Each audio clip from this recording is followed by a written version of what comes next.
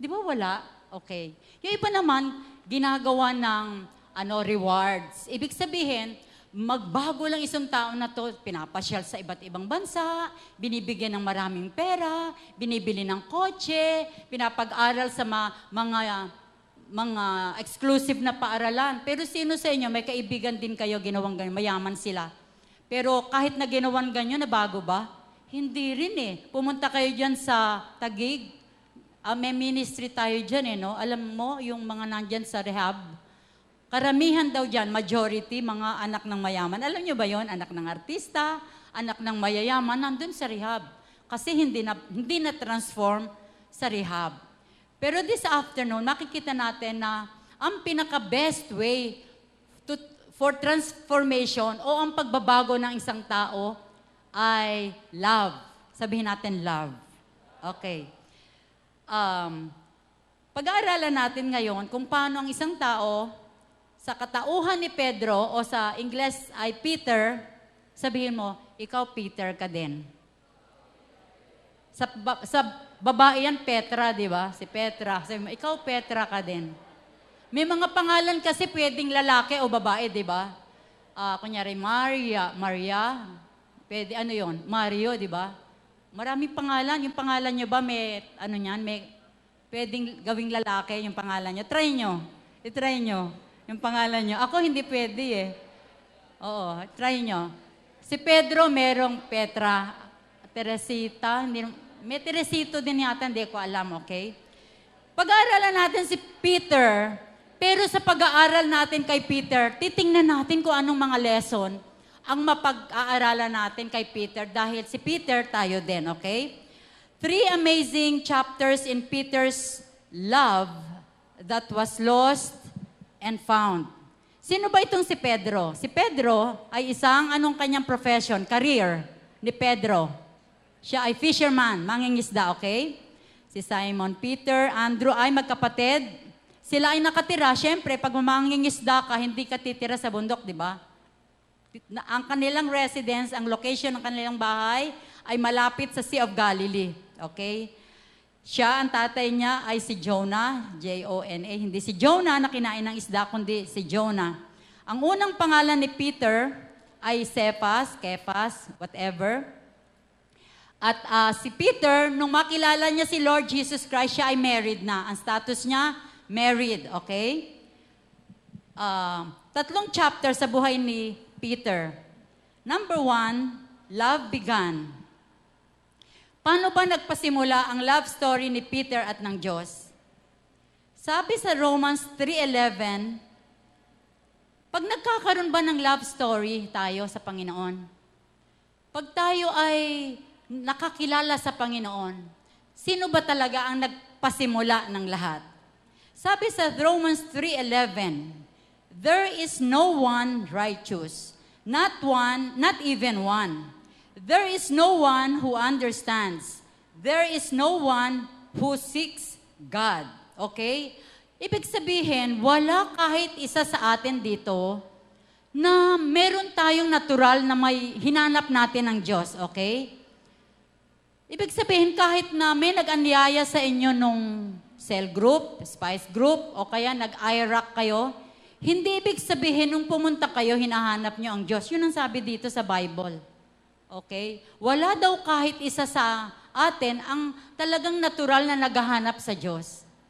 Paano ngayon magkaka-love story tayo, si Pedro, at ang Diyos, yung pala si Pedro, natural na hindi naghahanap sa Diyos. Ibig sabihin, anybody na dumadating dito sa ating church, yan ay katunayan na hindi yan talaga naghahanap sa Diyos. Kahit na anong punta natin sa puso ng bawat isa sa atin, sabi ng Bible, no one seeks God. Paano ang nangyari? Romans 5:8. Romans 5:8, God demonstrates His love for us in that while we were yet sinners, Christ died for us. Ibig sabihin, dinemonstrate, pinakita sa atin ng Panginoon na kahit hindi tayo naghahanap sa Kanya, all the while, Siya ang naghahanap sa atin. Gusto niyo ba yon? Hindi tayo naghahanap, kaya lang pala tayo nagkatagpo. Si God ang naghanap sa atin. Sabihin mo sa katabi mo, congratulations. Nahanap ka ni Lord. Okay. Nahanap tayo ni Lord. And so, love of God began. Tinawag, sa buhay ni Pedro, tinawag ni Lord si Pedro. Hindi na young people si Pedro noon kasi married na nga siya. Medyo adult na si Pedro nung panahon na yon. Kayo, paano pinasimula ni Lord ang paghanap niya sa inyo? Iba't ibang tayong istorya, di ba? Alam niyo ba yung istorya niyo sa buhay, iyan ay nag-iisang istorya. Dapat tinetreasure natin yung istorya na yan. Kasi kapag diyan nagpasimula ang lahat ng mga success natin sa buhay, ng victory natin sa buhay, ito ang pasimula ng lahat-lahat. Kasi bakit napakahalaga na itatatak natin sa puso natin kung pwede isulat nyo, di ba? Sa ating mga training, noong kami nagte-training sa P12, we saw to it na yung love story namin, alam na alam natin, yung paano tayo natagpuan ni Lord, isulat nyo. Kasi sa oras na kayo ay parang may mga problema kayo, may mga doubts kayo sa buhay, nalilito kayo, you are unsure, parang may mga tanong kayo sa buhay, babalikan nyo lang yung love story nyo. At malaking tulong yan para ma-appreciate natin kung gaano tayo kamahal ni Lord. Amen? When you go back, sino sa inyo na-try na yan? Sinulat nyo yung love, kung paano kayo naligtas, kung paano kayo natagpuan ni Lord. Itaas nyo ang kamay nyo. Okay? Magandang practice niyan. Sa journal nyo, in one of your devotions, isulat nyo kung paano kayo natagpuan ni Lord. Kasi yan, kapag kayo ay nag-share, ay diyan talaga magpapasimula yung conviction dun sa sineshare natin. Sasabihin nila, ay, totoo nga pala na si Lord ay God of love at nagbabago siya, nagtatransform siya ng mga tao. Kasi kayo kilala, di ba, kilala nila tayo. Ikaw nga nagbago, ako pa, di ba? Ikaw dati. Kayo na may alam ng dating buhay nyo, di ba?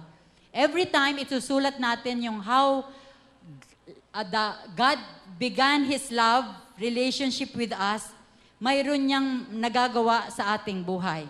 Okay? So, love began.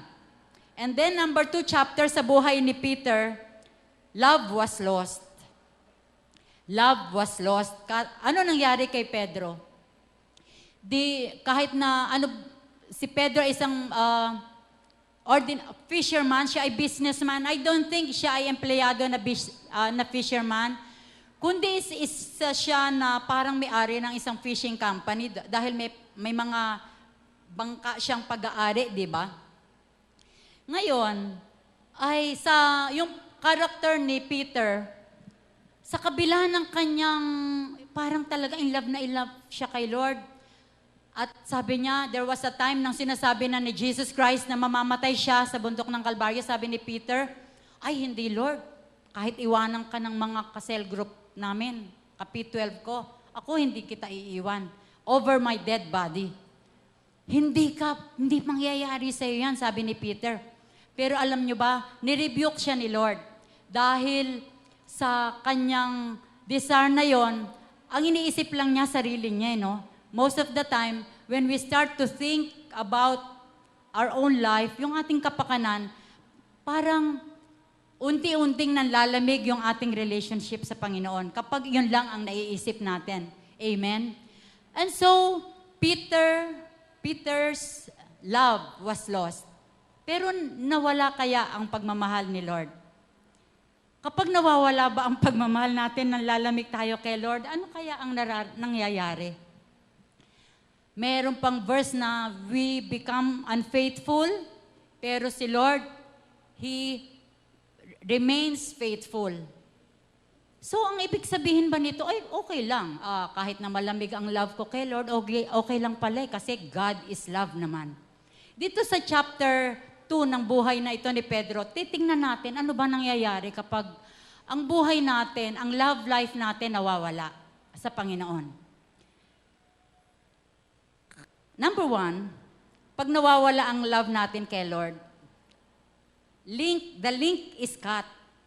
Kumbaga sa kadena, napuputol yung kadena natin sa Panginoon. Sino na sa inyo nagkaroon ng in a relationship kayo dati, no? Saan kayo nakakita na mag-boyfriend o mag-girlfriend kapag sila ay, kunyari, nag-cool down o ano ba yung tinatawag dyan? Nag-breakdown, nag-cool off. Cool down, parang ano yun no? Nag-cool off. Saan kayo nakakita ng mga mag-boyfriend na nag-break? Na text pa din ng text, tawagan pa din ng tawagan. Di ba hindi na? Kapag ang love life ay napuputol, pati communication, number one na napuputol dyan, communication. Okay? Pero kapag ang love nila ng dalawang tao, okay. Lahat ng time, mag-usap, may energy, mag-usap. Yung mga in love na tao, laging full of energy yan eh. Pag laging pagod, laging may excuses, yung laging walang time, busy ako. Saan ka nakakita boyfriend mo ganun? Busy ako no? Sorry. Sorry muna, busy ako kasi boyfriend mo yun busy lagi, okay? Anong nangyayari? Anong ibig sabihin na ito kapag lumalamig o nawawala ang ating pagmamahal kay Lord? Ibig sabihin yan, yung ating communication with God, mapapansin mo Kasi akala mo attend ka ng attend, pero para ka na palang si Peter. Malamig na yung relationship mo kay Lord. Malalaman mo yan. Kumusta ang devotion mo? Kasi di ba yung communication natin, yung devotion natin, kumusta ang prayer natin? Yun ang communication natin. Yun ang ating metro. Yun ang ating thermometer ng ating relationship with Lord. Kay Lord, yung ating devotion.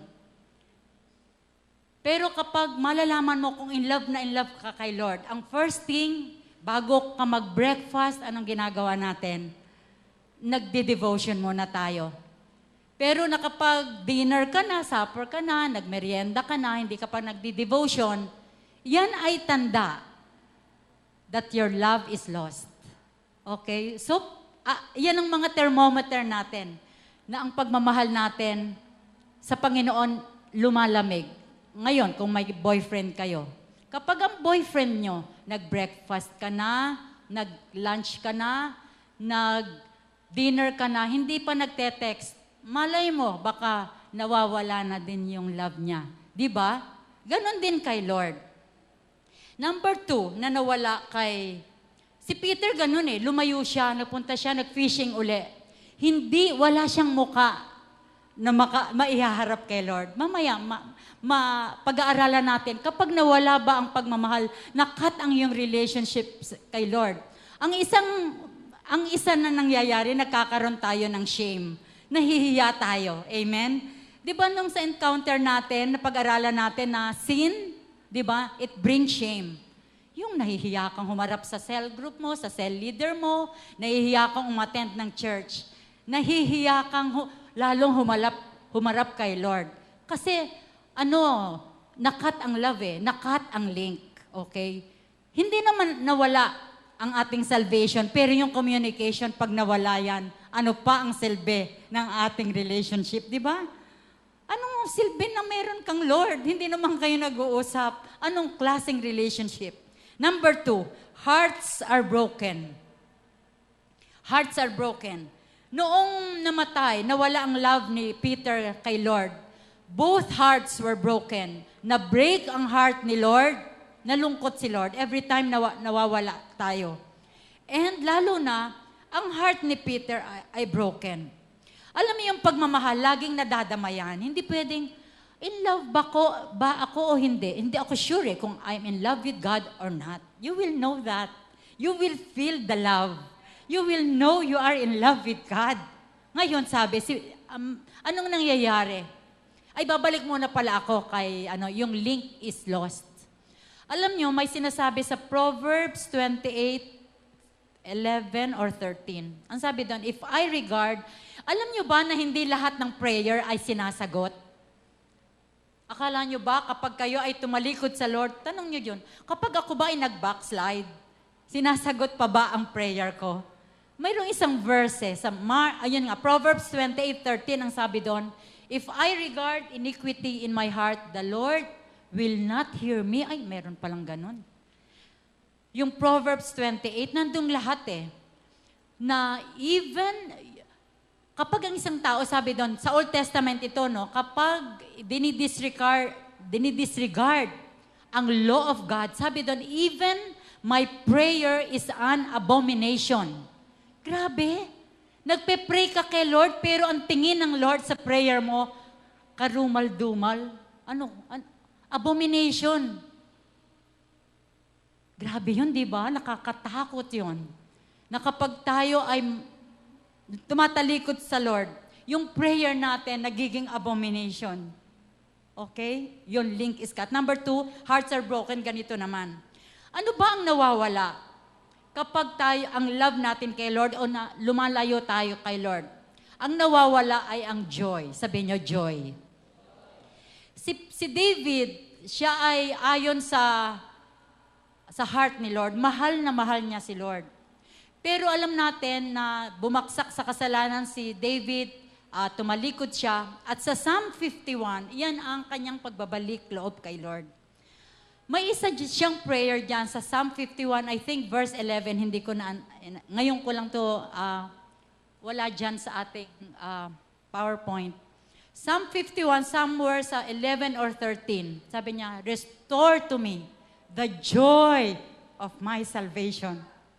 Restore to me, ibig sabihin, restore to me the joy of my salvation. Every time, nakakat yung ating relationship ang love kay Lord. 12 pala. Nawawala ang joy. Huwag na nating hayaan na mawala ang joy. Mahirap walang joy. Kahit anong pelikulang comedy panoodin natin. Kahit anong joyful song ang kantahin natin.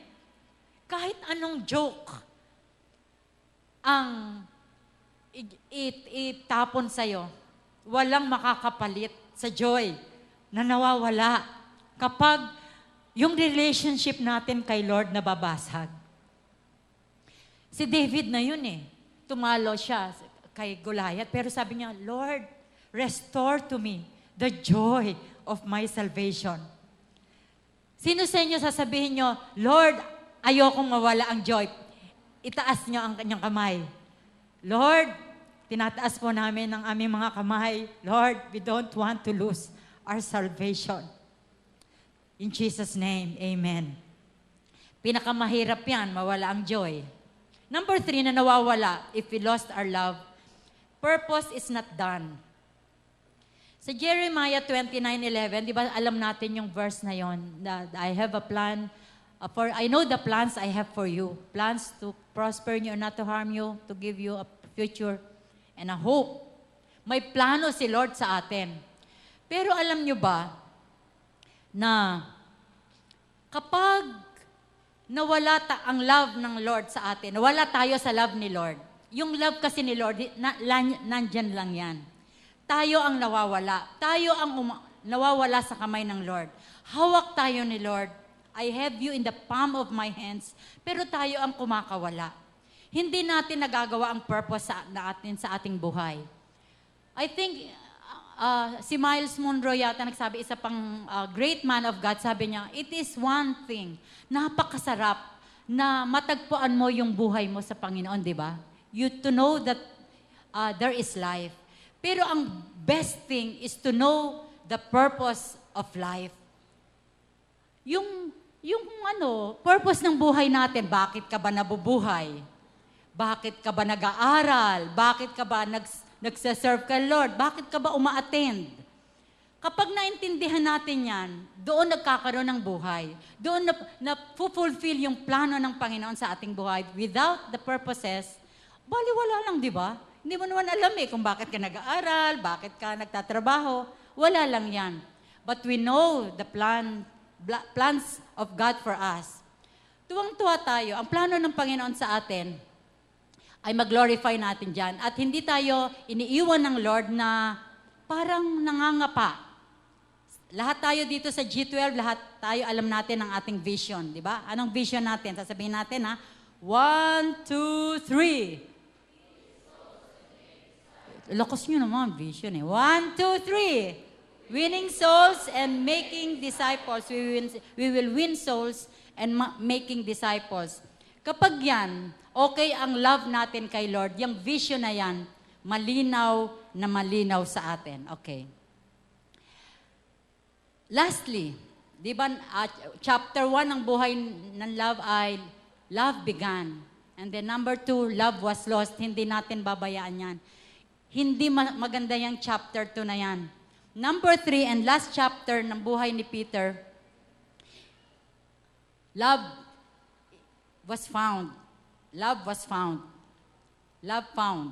Okay? Loving God and loving people. Never to be lost again. Si Pedro, nagbalik loob sa Panginoon. Natagpuan muli niya ang pagmamahal ng Panginoon.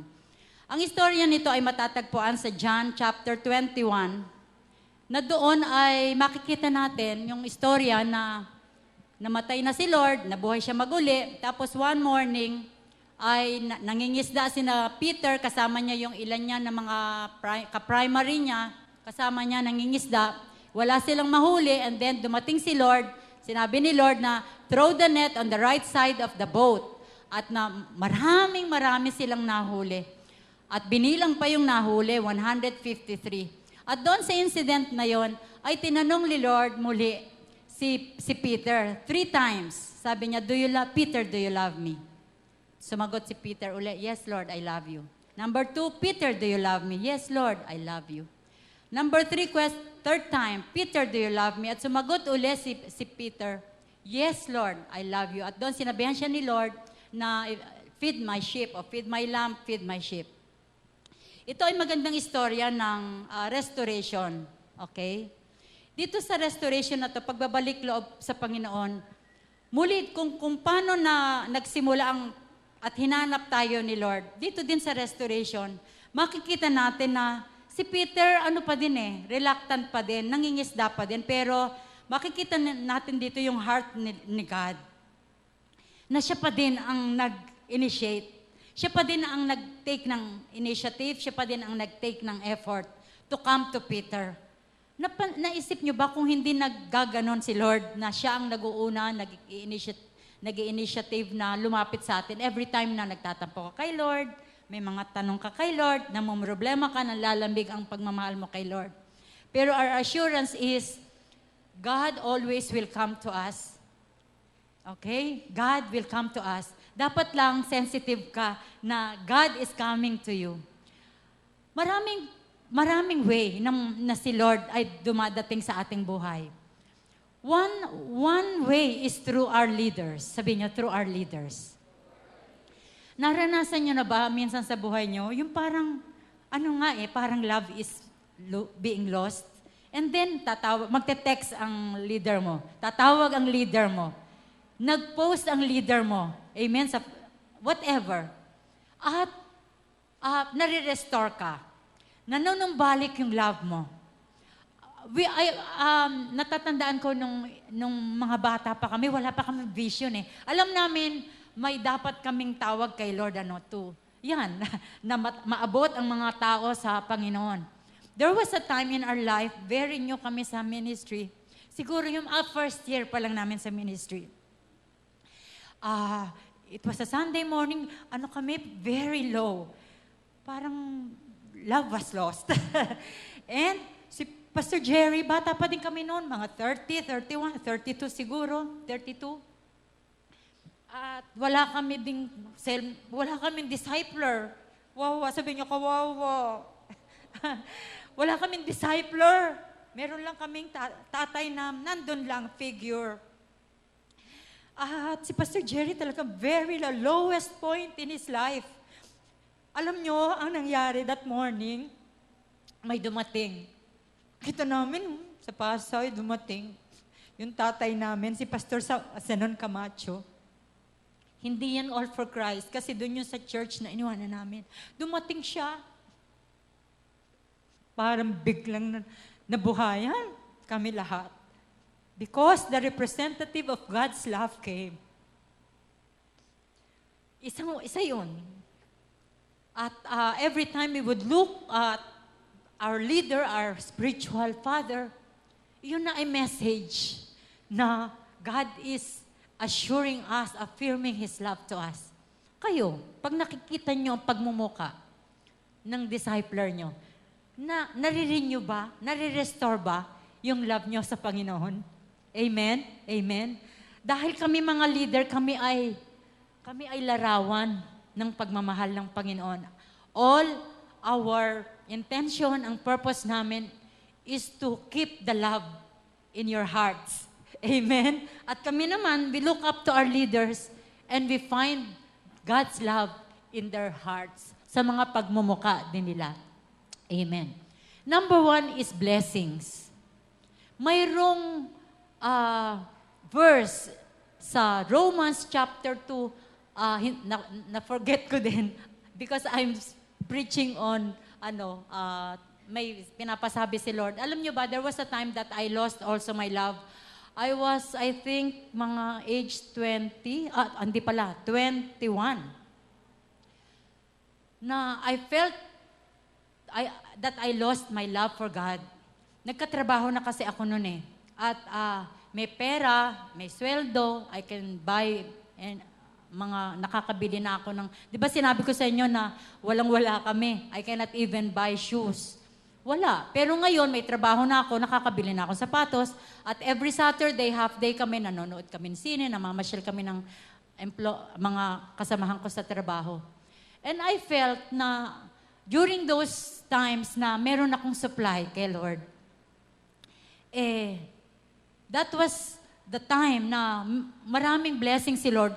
Yun naman ay parang I lost the love. I lost my love for God. May I repeat, God's love is never lost. Nandyan lang ang love ni Lord. Alam nyo, nagbabasa ako ng New Testament, bigay ng Gideons, pinagsusulatan na nga yun. Hindi ko alam sinong pamangkin ko ang nagpupunit noon. I read that New Testament, and I read somewhere there in Romans chapter 2, yung verse na, the love of God brings us to repent. Something like that. Diyan sa chapter 2 ng Romans. Ibig sabihin, yung pagmamahal ni Lord, yung blessings ni Lord, yung na nagdadala sa atin para magsisi. So no one ang nag-consolidate sa akin, walang nag-follow up sa akin, yung verse lang na yon. Na umiyak ako, napahiya ako, na all the while, God's love was there, blessings were there, and yet I was there. I lost my love. Alam nyo, following Sunday, dahil may bilin din ang nanay ko, hindi ko minsan sinusunod yung iba nun, I went back to church, and from then on, October 28, 1973, no more let up. I gave my full dedication and all of my love to God. This afternoon, it's time for us to find our love. Hindi ko alam. Alam niyo si Peter, nung siya ay na-restore kay Lord, di ba ang reading natin sino sa inyo sumusunod pa sa reading natin sa church, sa list? Ang reading na yan, nasa Acts na tayo. Alam niyo, amazed ako kay Peter dyan talaga. Pag binabasa niyo yan, ano niyo yung Bible niyo, tapos palakpakan niyo. Palakpak talaga kay Peter. Good job si Peter dyan sa Acts. Kasi kung anong palpak niya dun sa, he denied Jesus 3 times at sinabi niya na, yes, Lord, I love you. Alam nyo, noong pinanindigan na talaga niya ni Lord yun eh. Bumawi si Lord, si Peter talaga, bumawi talaga si Peter dun sa Acts. Paano nakabawi si Peter? Number 1, he received power. Acts 1:8, he received the power of the Holy Spirit. Without the power of the Holy Spirit, we cannot maintain the love. Okay, number 2, he received passion. Di ba sa atin, passion for God or love for God and compassion for people. He received the passion. Alam niyo ba doon si Peter sa Acts, papatayin na sila, pinagbabawalan kasi si Saulo nga, pinapatay sila lahat doon. Kinulong siya, pero sabi ni Peter, we will rather obey God than men. Walang nakapigil talaga, buhay talaga si Peter. Masunod lang niya si Lord. Bakit? Na-restore na yung love niya kay Lord, eh, no? Yung passion niya kay Lord. Number 3, Peter received compassion. Grabe, good job talaga si Peter doon. Kung dati, kahit na yung mga possessed, hindi nila mapalayas ang demonyo. Pag may sakit, hindi nila mapalakad. Talaga, fail talaga lahat. Fail yung kanilang ginagawa. Walang miracles, walang mawin kay Lord. Pero dito, nung na-restore yung siya sa Panginoon, alam nyo ba, sa Acts chapter 3 yata yun, yung silver and gold have I none. Pupunta sila sa temple one time. Merong namamalimos. Sabi ni Peter, silver and gold have I none. Rise up and walk. Aba, palakpakan ulit, di ba? Natutuwa ba kayo? Kay Peter, lumakad yung lumpo na yon. One time naman si Peter, meron na namang may sakit. Tinamaan lang ng anino ni Peter. Anong ka? Gumaling yung may sakit. Walang nakapigil kay Peter. Okay.